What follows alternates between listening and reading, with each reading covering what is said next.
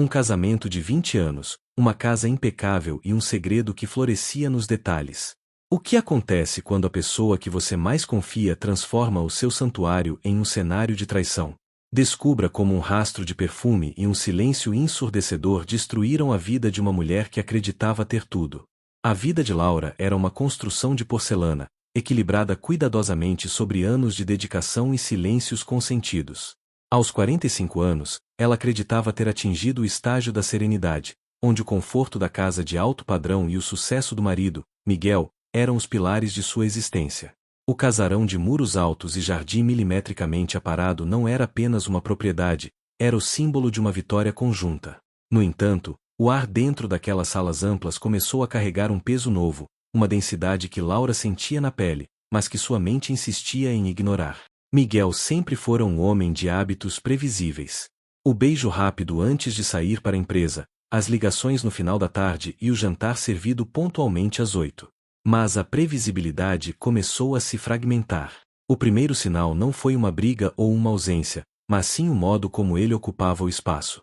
Ele parecia flutuar pela casa com uma leveza estranha, um brilho nos olhos que Laura não via há décadas. Ela atribuiu isso ao bom momento dos negócios, celebrando o sucesso do homem que amava com jantares ainda mais elaborados. Foi nesse cenário de aparente perfeição que a figura de Vanessa se tornou mais nítida. Vanessa, a mulher que cuidava da limpeza e da organização da casa há 2 anos, sempre fora uma sombra eficiente. Discreta, de poucas palavras, movendo-se pelos cômodos com uma agilidade silenciosa. Laura via como parte da engrenagem do lar, alguém em quem confiava as chaves e a intimidade. Mas a harmonia doméstica começou a ser perturbada por pequenos detalhes que desafiavam a lógica. Um copo de cristal deixado no escritório de Miguel com um rastro de batom que não pertencia a Laura. O cheiro de um amaciante diferente, mais doce e vulgar, impregnado nas camisas de seda dele antes mesmo de irem para a lavanderia. Miguel passou a demonstrar uma irritação súbita quando Laura entrava no quarto sem avisar, ou quando ela decidia chegar mais cedo de seus compromissos sociais. O ambiente, antes acolhedor, tornou-se um campo minado de olhares furtivos e portas que se fechavam rápido demais ao som de seus passos no corredor. A tensão e o desrespeito começaram a transbordar pelos poros daquela rotina. Em uma tarde de calor sufocante, Laura retornou de uma consulta médica desmarcada. O silêncio da casa era absoluto, mas não era o silêncio da paz. Era o silêncio do oculto. Ao subir as escadas, o som de um suspiro abafado vindo do quarto de hóspedes fez seu sangue congelar. Não era um choro, era o som do prazer desavergonhado, um som que ela não ouvia de Miguel há muito tempo. Seu coração martelava contra as costelas, uma dor aguda que subia pela garganta. Ela parou diante da porta entreaberta, a mão trêmula pairando sobre a maçaneta de bronze. A mente de Laura gritava para que ela desse meia volta, mas o instinto de sobrevivência a forçou a olhar. Pela fresta, a visão foi um soco no estômago. O corpo suado de seu marido, o homem que jurara fidelidade, estava entrelaçado ao de Vanessa sobre os lençóis de linho que Laura mesma havia escolhido. A luxúria nos olhos de Miguel, a forma como suas mãos exploravam a mulher que trabalhava para eles com uma fome desesperada, transformava Laura em uma estranha em sua própria casa. Ela viu a humilhação em cada gesto. Vanessa, com um sorriso de triunfo nos lábios, parecia saborear não apenas o homem, mas o poder de estar no lugar da patroa. O ato era explícito, visceral e cruel. Laura recuou, os pés descalços não fazendo ruído no tapete caro. Ela chegou ao seu próprio quarto e trancou a porta, desabando no chão. O asco subia por suas entranhas.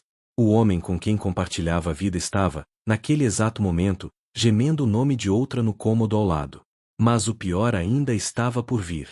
Ao abrir a gaveta de cabeceira para buscar um calmante, as mãos de Laura encontraram algo que não deveria estar ali. Entre seus documentos pessoais e joias de família, havia um pequeno envelope pardo. Ao abri-lo, o conteúdo fez sua respiração parar de vez. O que ela encontrou não provava apenas a traição na cama, mas uma conspiração que ia muito além de um caso carnal. O que Laura descobriu naquele envelope transformaria sua dor em uma sede implacável de vingança, revelando que Miguel e Vanessa planejavam algo que poderia custar não apenas seu casamento, mas sua própria vida. O conteúdo do envelope pardo, espalhado sobre o tapete persa do quarto, era um mapa da própria destruição de Laura. Não eram apenas fotos ou cartas de amor. Eram documentos. cópias de transferências bancárias, papéis de seguro de vida com cláusulas alteradas e o mais aterrorizante, um diário de bordo escrito por Vanessa, detalhando as doses de um sedativo que vinha sendo misturado ao chá noturno de Laura nos últimos meses. Miguel e Vanessa não estavam apenas vivendo um romance tórrido, eles estavam orquestrando a invalidez progressiva de Laura para assumirem o controle total de seu patrimônio.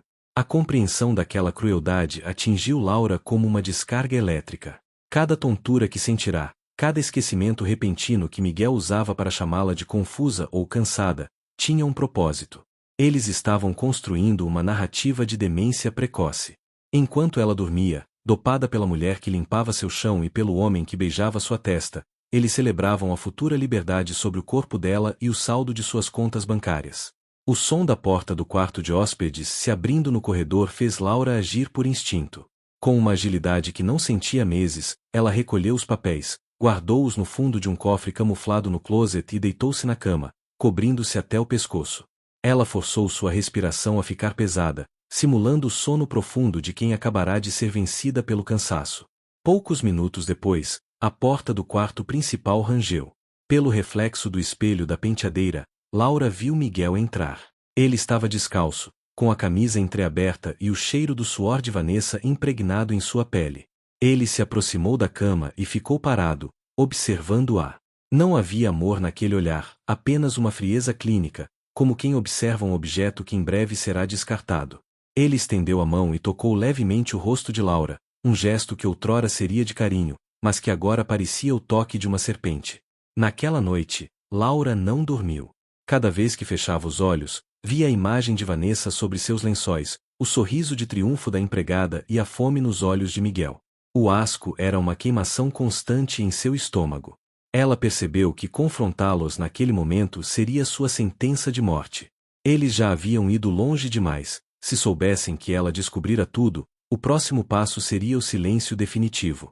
Na manhã seguinte, o teatro recomeçou. Laura desceu para o café da manhã com o coração em frangalhos, mas o rosto impassível. Na cozinha, Vanessa preparava o suco de laranja com a mesma eficiência de sempre. O uniforme impecavelmente branco escondia a pele que, horas antes, se esfregava na de Miguel. Ao ver Laura, Vanessa deu um bom dia carregado de uma falsa submissão, mas seus olhos brilhavam com o segredo que compartilhava com o patrão. Miguel apareceu logo depois, vibrante, lendo notícias no tablet. Ele serviu o café para Laura, adoçando-o exatamente como ela gostava. Enquanto ele falava sobre uma reunião importante, Laura observava suas mãos, as mesmas mãos que ela vira na fresta da porta. O desejo de gritar, de arremessar a porcelana quente contra aquele rosto cínico, era quase insuportável.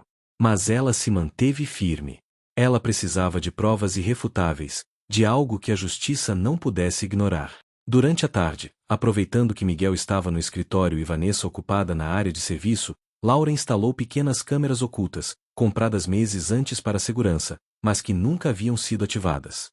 Elas escondeu em lugares estratégicos, no escritório, na biblioteca e, com um nó na garganta, no próprio quarto de hóspedes. Ao final do dia, enquanto fingia ler um livro na varanda, Laura observou Vanessa se aproximar de Miguel no corredor dos fundos. Eles achavam que ela não estava olhando. Vanessa passou a mão de forma possessiva pelas costas de Miguel e sussurrou algo em seu ouvido. Miguel soltou uma risada abafada e deu um tapa firme na coxa da empregada, um gesto de intimidade vulgar que rompia qualquer barreira de respeito. Eles começaram a discutir algo sobre o próximo passo e uma viagem que fariam assim que tudo estivesse resolvido. Laura sentiu o sabor do ferro em sua boca. Ela estava mordendo o próprio lábio para não explodir. A traição era total, financeira, emocional e física. Eles estavam subestimando a mulher que ajudara a construir aquele império. Eles achavam que ela era uma presa fraca, dopada e confusa. À noite, ao analisar as primeiras gravações em seu notebook escondido, Laura viu algo que a deixou paralisada. No vídeo, Miguel e Vanessa estavam no escritório. Eles não estavam apenas se beijando. Miguel abria uma pequena caixa de veludo e mostrava a Vanessa um colar de diamantes, o colar que pertencera à mãe de Laura e que deveria estar no banco. Vanessa o colocou no pescoço, rindo, enquanto Miguel a abraçava por trás, prometendo que, em pouco tempo, aquela casa e tudo que nela havia seria oficialmente deles. Mas o que Miguel não esperava era que Vanessa guardasse um segredo dele também. Nas gravações, quando Miguel saía da sala, Vanessa pegava o celular e fazia uma ligação para um número desconhecido, revelando um plano sombrio que envolvia trair o próprio amante. A descoberta de que Vanessa estava jogando seu próprio jogo trouxe para Laura uma clareza gelada. No vídeo gravado pela câmera oculta do escritório, após Miguel sair da sala com a promessa de uma vida de luxo, a postura da empregada mudou instantaneamente. O olhar de adoração de Vanessa se transformou em um desprezo cortante. Ela pegou o celular, discou um número com rapidez e sua voz, antes doce e submissa, tornou-se rouca e autoritária.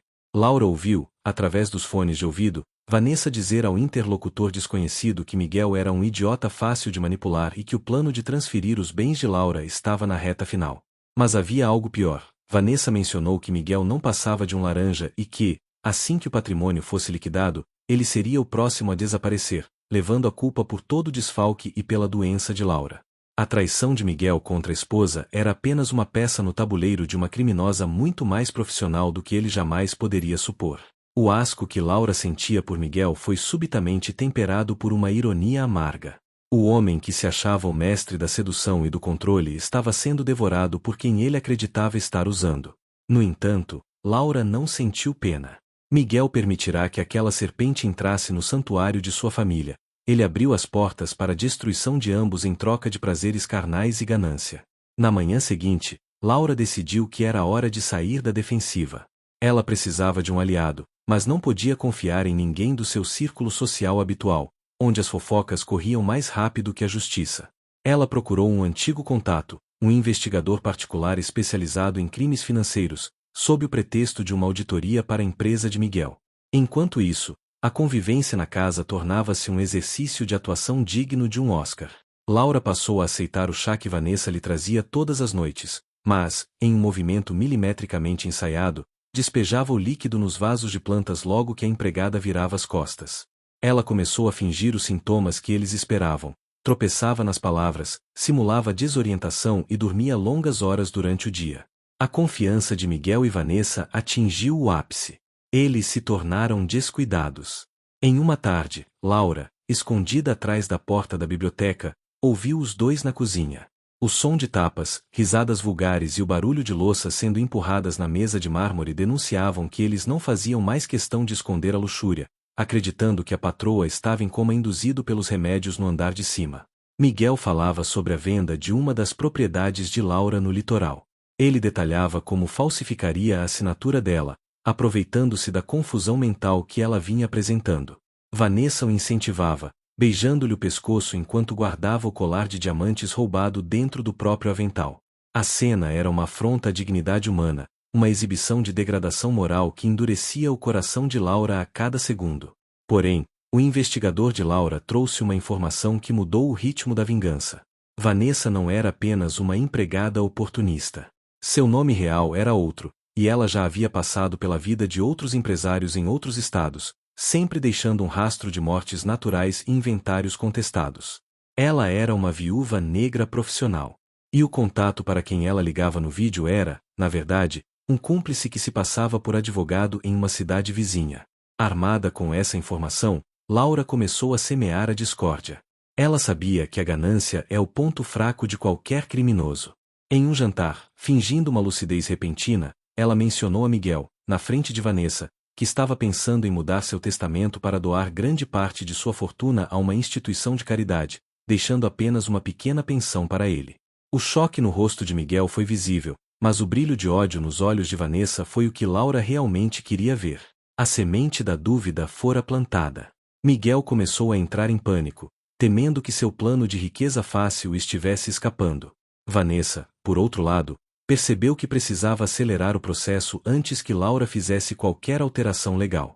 Naquela noite, Laura não jogou o chá fora. Ela guardou uma amostra do líquido em um frasco de vidro para análise laboratorial e, no lugar do chá batizado, bebeu apenas água pura. Ela ficou acordada, na escuridão do quarto, esperando. Perto das 2 da manhã, a porta do quarto se abriu sem um ruído. Laura manteve os olhos fechados, a respiração rítmica. Ela sentiu a presença de alguém ao lado de sua cama. Não era o cheiro de Miguel. Era o perfume doce e enjoativo de Vanessa. Laura sentiu algo frio e metálico tocar levemente o seu braço. O que Vanessa segurava não era mais uma xícara de chá, mas uma seringa carregada com uma dose que Laura sabia ser definitiva.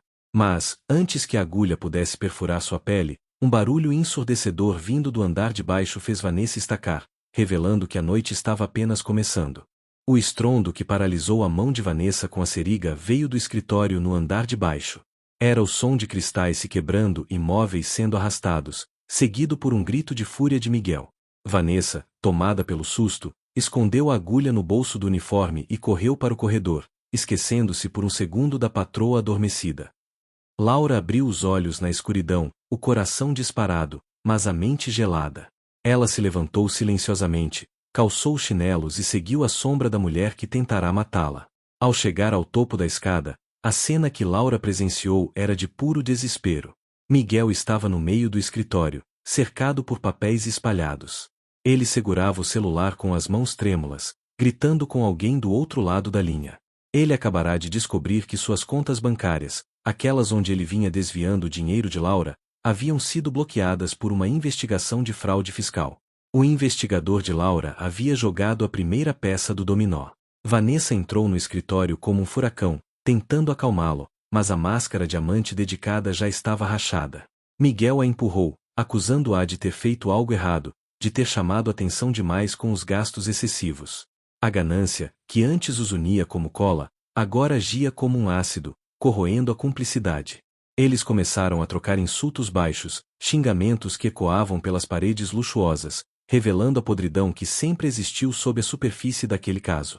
Foi nesse momento que Laura decidiu fazer sua entrada. Ela não desceu as escadas como uma vítima, mas como uma juíza. Acendeu as luzes do corredor principal, banhando o escritório com uma claridade impiedosa. Miguel e Vanessa congelaram. A visão de Laura, ereta, com o olhar firme e sem qualquer sinal de sedação, foi para eles como ver um fantasma. A voz de Laura saiu calma, mas carregada de um veneno mortal. Ela não gritou. Ela apenas descreveu, ponto por ponto, cada vez que os vira na cama, cada gota de sedativo que jogará no vaso de flores e cada palavra que Vanessa dissera ao cúmplice misterioso. O rosto de Miguel passou do pálido ao cinzento. Ele tentou gaguejar uma desculpa, tentou se aproximar com as mãos estendidas, pedindo perdão e dizendo que fora enfeitiçado pela empregada. Mas Vanessa não era de pedir perdão. Vendo que o plano de herança fácil estava ruindo, ela sacou a seringa novamente, os olhos injetados de ódio. Ela avançou contra Laura, chamando-a de velha inútil e jurando que, se não ficasse com o dinheiro, deixaria Miguel para apodrecer na cadeia após liquidar a esposa. Foi uma briga visceral. Miguel, num ato de covardia extrema, não defendeu nenhuma das duas. Ele tentou correr para o cofre para salvar o que restava das joias. Laura, porém, antecipara a violência. No momento em que Vanessa avançou, a porta principal da casa foi derrubada. Não era a polícia, ainda não. Era a equipe de segurança privada contratada pelo investigador de Laura. Vanessa foi imobilizada no chão, gritando obscenidades, enquanto a seringa com o veneno era recuperada como prova material da tentativa de homicídio.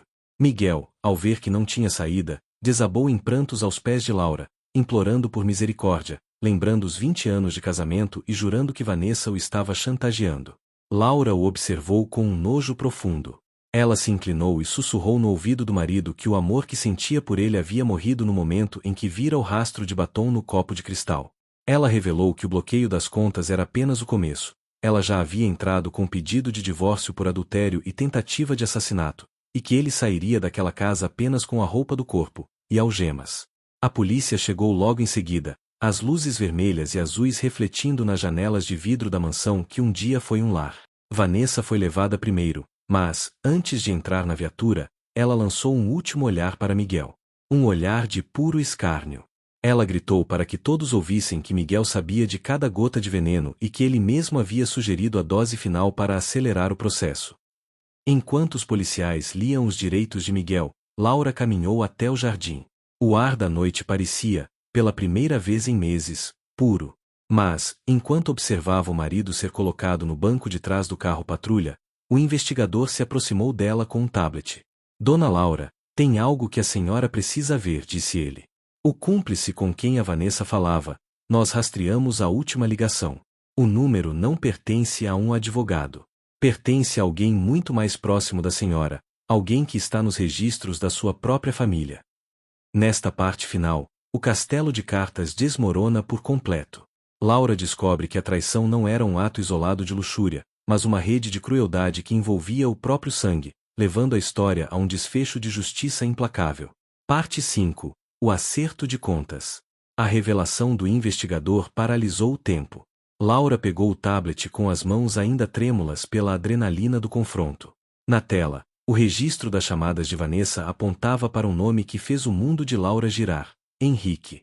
Seu próprio irmão mais novo, o homem que ela ajudara financeiramente a vida inteira e que Miguel sempre tratara como um filho. O golpe não era apenas um caso de cama entre patrão e empregada, era uma conspiração familiar movida por uma inveja que Laura nunca ousou imaginar. Henrique e Vanessa eram cúmplices de longa data. Ele a infiltrara na casa como empregada, sabendo da fraqueza de Miguel por mulheres mais jovens e manipuláveis. O plano era perfeito. Miguel trairia Laura, Vanessa filmaria tudo para garantir a chantagem, e Henrique ficaria com a administração das empresas assim que Laura fosse declarada incapaz ou viesse a falecer. No final, Miguel também seria descartado. Laura sentiu uma náusea profunda. A traição de um marido dói na alma, mas a traição de um irmão rasga o espírito. Sem perder um segundo, Laura autorizou a polícia a seguir para o endereço de Henrique. Ela fez questão de ir junto, no banco de trás do carro do investigador, observando as ruas da cidade que agora pareciam diferentes, menos brilhantes e mais reais. Ao chegarem ao apartamento de luxo do irmão, também pago com o dinheiro dela, Henrique foi encontrado com as malas prontas. Ele ouvirá o barulho do fracasso pelo silêncio de Vanessa. Ao ver a irmã à porta, acompanhada pela polícia, ele não pediu perdão. Ele cuspiu palavras de ódio, acusando-a de sempre ter sido a dona de tudo e de nunca ter dado a ele o que ele merecia. A frieza de Laura naquele momento foi sua maior vitória. Ela não chorou. Apenas observou o irmão ser algemado, sentindo o último laço de sua antiga vida se romper. Henrique, Miguel e Vanessa agora compartilhavam o mesmo destino, o isolamento de uma cela, onde a única companhia seria o remorso ou o ódio mútuo entre traidores. Semanas depois, a mansão estava vazia. Laura caminhou pelos cômodos silenciosos, observando onde cada peça de sua história havia se quebrado.